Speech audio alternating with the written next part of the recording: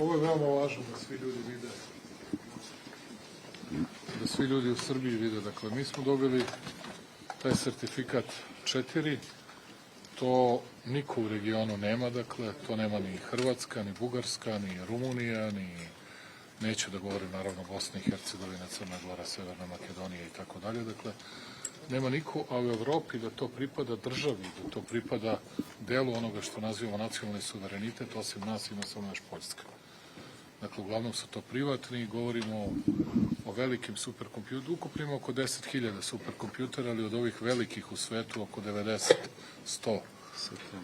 Dakle, na takav način, sa takvim sertifikatom, 2 su, bit će uskoro 3 u Srbiji i kažem, samo mi Poljaci imamo da je to služi očuvanju i nacionalnog suvereniteta, naravno zahvaljujući američkoj Nvidiji i zahvaljujući ogromnim ulaganjima naše države. Tako da svi putevi što se toga tiče vode u Kragujevac i Kragujevac će od toga u budućnosti tek da ima ogromne koristi, ali i cela država.